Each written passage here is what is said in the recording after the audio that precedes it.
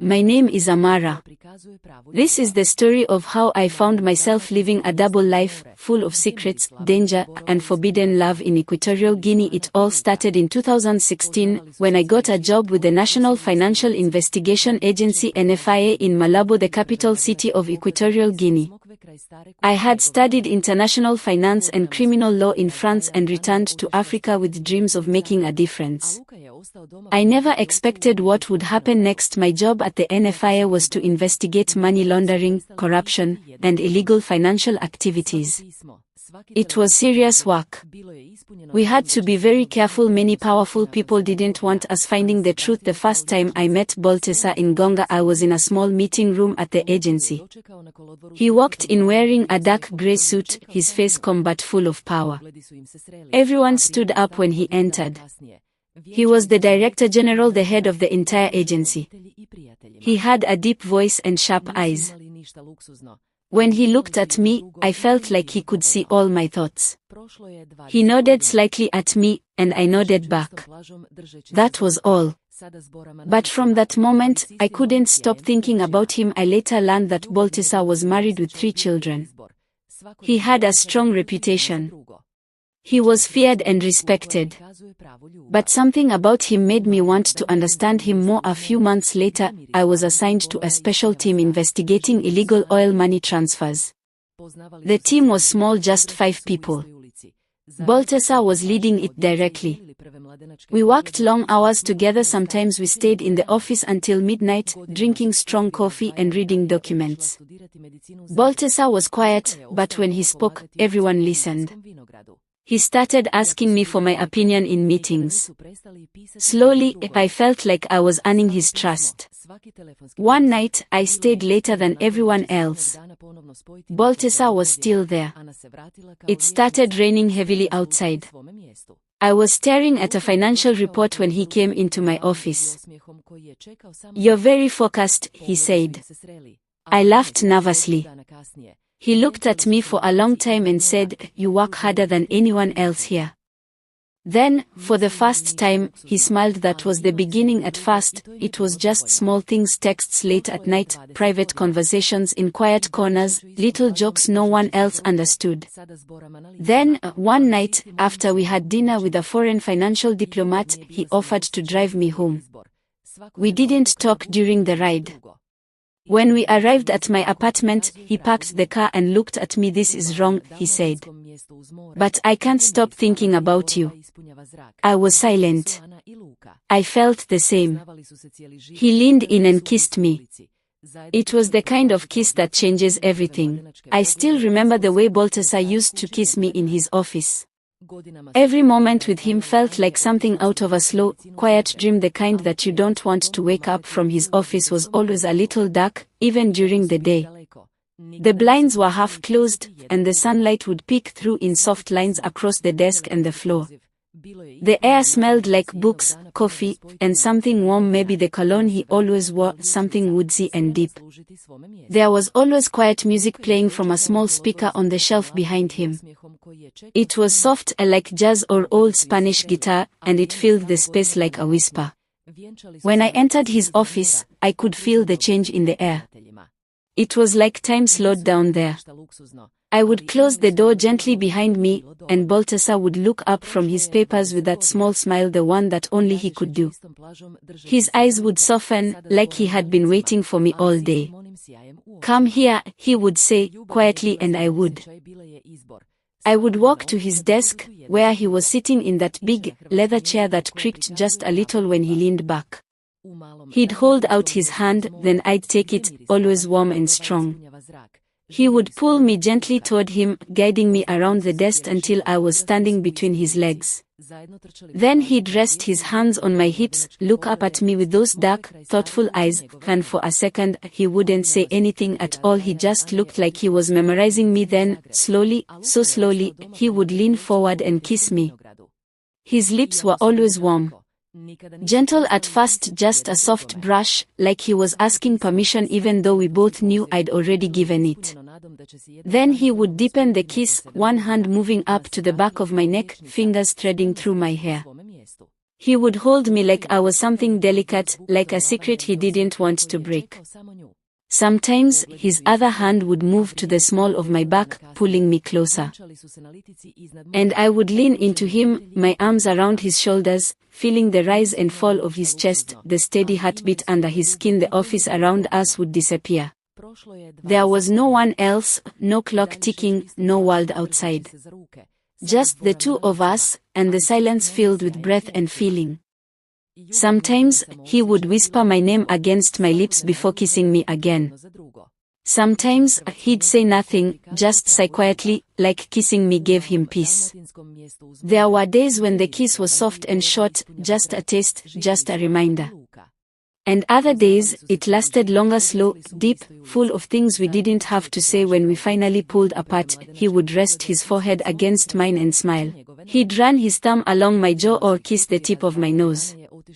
And I would laugh, always quietly, because even in the most serious moments, being with him felt light. Sometimes, he'd whisper things in Spanish, things I didn't always understand, but I felt them. I felt the meaning in the way he held me, in the warmth of his breath against my skin, in the calm that filled the room when we were together. Those moments in his office were small, but they stayed with me. They were like pages in a book I never wanted to finish. Each kiss a line, each touch a sentence, each look a paragraph. Baltasar kissed me like he was writing a story. And I still remember every word. Sometimes, when I look back, I wonder how I didn't see the signs earlier. How I missed the little things. How I was so lost in his eyes, in his soft kisses, in his quiet voice calling my name, that I forgot to look around. I forgot to notice what was right in front of me. Her name was Elena. She worked in the same building just 2 doors down the hallway from Baltasar's office. She was always elegant, calm, and polite. The kind of woman who wore soft colors, always had her nails done, and spoke gently like she had nothing to prove. People liked her, but no one ever got too close. She kept her personal life quiet, but one thing everyone knew about Elena was this: her husband was in the military. A high-ranking officer. The kind of man you didn't want to cross. I never met him, but I'd heard stories. Serious, strict, protective, and often away for long stretches of time, posted in another city, or even another country. I didn't think much of it at first. I was too wrapped up in my own feelings, my own afternoons spent behind Baltasar's office door. He made me feel like I was the only one. His soft whispers. His long, quiet kisses. The way he looked at me like I was a secret he wanted to keep forever. But then strange things started to happen. One evening, I stayed late at work. The building was almost empty, the lights dimmed, the hallway silent. I had forgotten my phone charger in Baltasar's office and went back to get it. I opened the door slowly, not expecting anyone to be there. And that's when I saw them. Baltasar and Elena. They weren't kissing, not exactly. But they were close. Too close.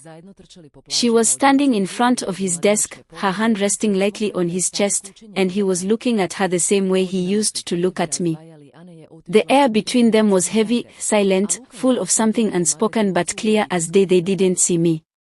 I closed the door quietly and walked away without a sound.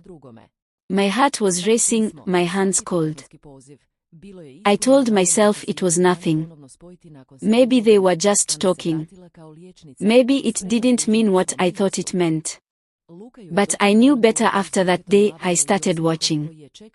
Not just Baltasar, but Elena too. I noticed how she always found a reason to pass by his office. How her voice softened when she spoke to him. How he sometimes smiled at her in that same quiet way he used to smile at me. And I noticed how, on certain days, both their doors would be locked at the same time. I felt sick, confused, angry. And worse, I felt foolish. Baltasar still kissed me like nothing had changed. He still whispered my name, still held my hand, still pulled me close like I was his only secret. Every kiss had a shadow behind it. I began to wonder how many times had he left my arms and walked into hers. I never asked him. Not at first, I didn't know how. But then, one rainy afternoon, I couldn't keep it in anymore. We were in his office just like always. The blinds were closed, the music soft. He kissed me, and I pulled away. "Baltasar," I said. "Are you seeing Elena too?" He didn't answer right away. He just looked at me. Not shocked. Not even guilty. Just quiet. Then he said, "It's not what you think, but that was a lie." I saw it in his eyes. He didn't deny it. He didn't say no. He just reached for my hand like that would be enough. I pulled away. "You're with me," I said, "and you're with her too. She's married, Baltasar. Her husband's in the military. If he finds out, I know," he said, softly. "That's why you can't tell anyone." That moment broke something in me. Not just because he lied. Not just because he was with someone else. But because he wasn't even sorry. He wanted both of us. Maybe more. Maybe he liked secrets too much. Maybe he thought he could keep balancing the lies forever, one hand holding mine, the other touching hers, while pretending nothing would ever fall. But everything falls. Eventually the risk wasn't just about love anymore. It was dangerous. If Elena's husband ever found out, if word got out about the affair, it wouldn't just break hearts. It could ruin careers. Lives. I started to distance myself. It wasn't easy. Baltasar had a way of pulling me back in. He would send me long messages at night asking to see me. He left little notes in my desk drawer. He even waited outside my car once, in the parking lot, just to talk. But I couldn't pretend anymore. Every time I looked at him, I saw her. I saw the lie. One day, not long after, Elena stopped coming to work. No warning. No message. Her office door stayed locked for days. Some people said her husband was back in town. Others whispered that something had happened between her and someone here. I never knew for sure. And Baltasar. He changed too. He stopped smiling the same way. He looked tired. Like the secrets were getting too heavy. We never talked about it again. Not really. The kisses stopped. The long afternoons in his office faded like smoke. What we had or thought we had disappeared, leaving only memories behind. And still, sometimes, when I pass that hallway, I remember.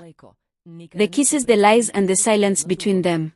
After everything with Baltasar started to fall apart, things between me and Elena changed too. Before, we were just two women working in the same building, polite, distant, never close, but never unkind.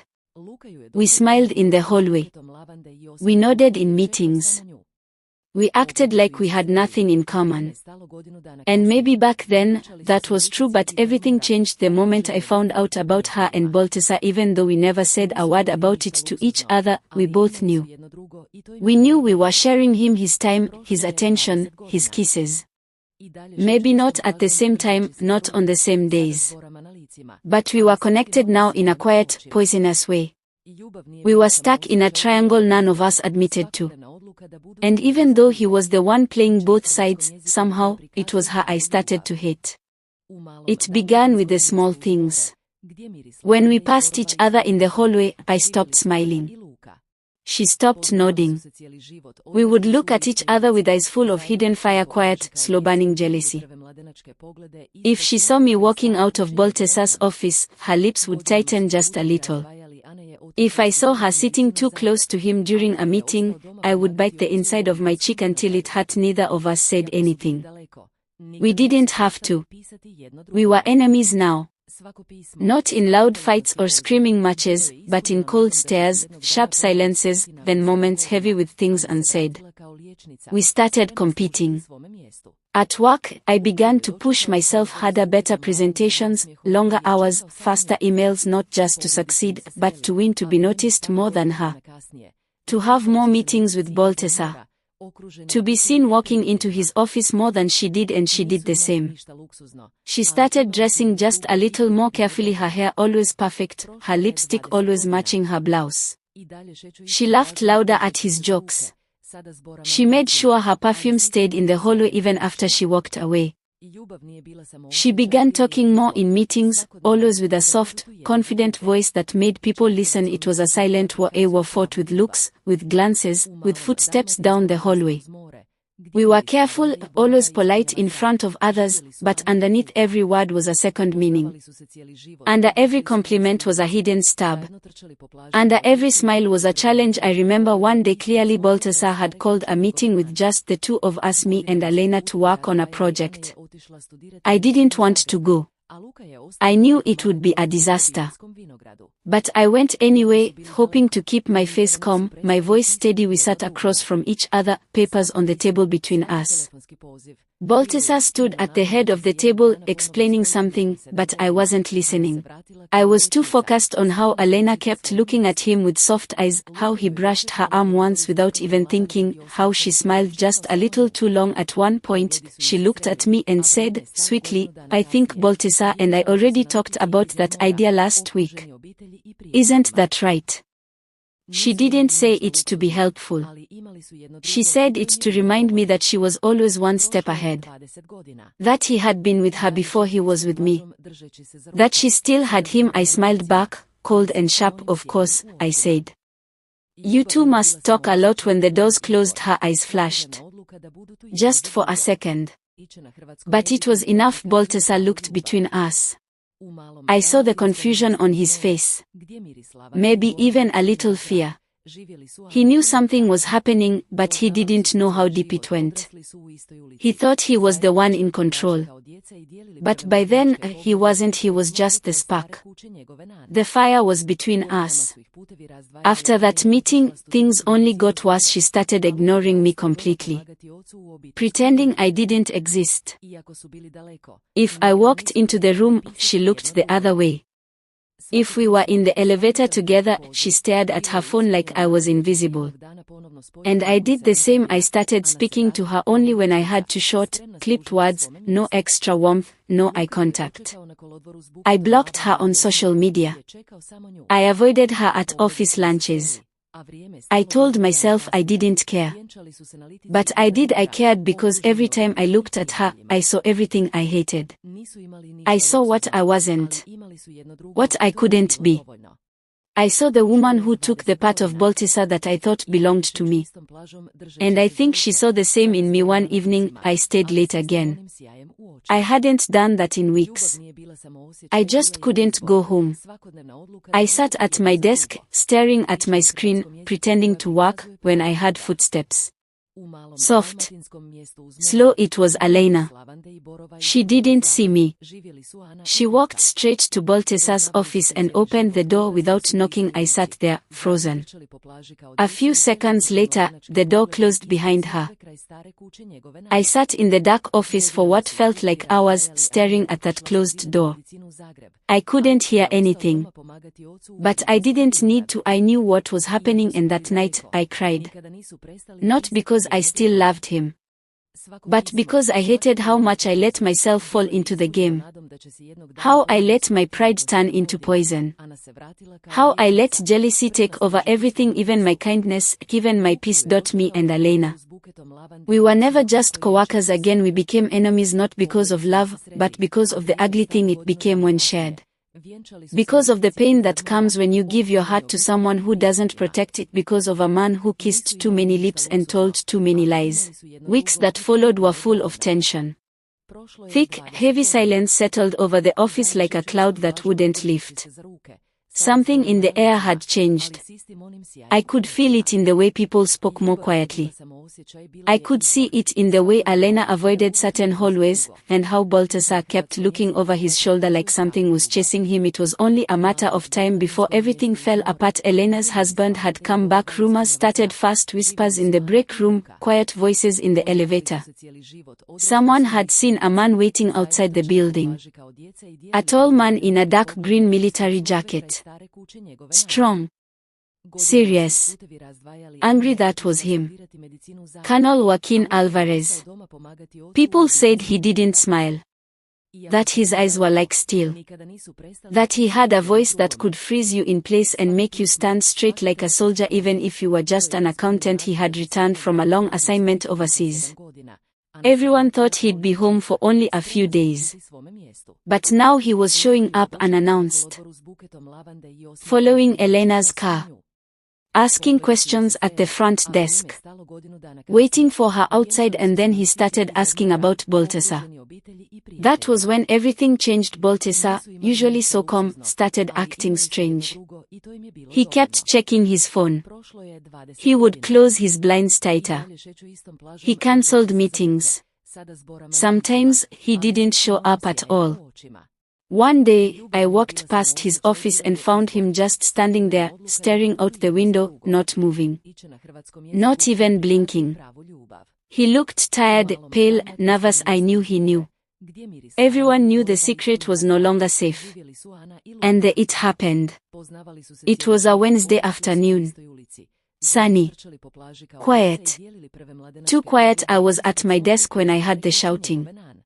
At first, it was muffled. I thought it was just a loud phone call.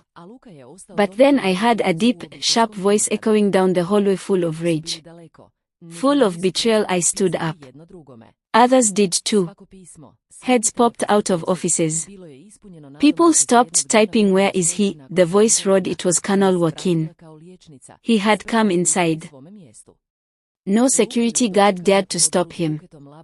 He walked straight through the lobby, straight down the hallway, and slammed open Baltasar's door so hard the glass shook in its frame. Then came the yelling. You think I wouldn't find out? You think I'm stupid?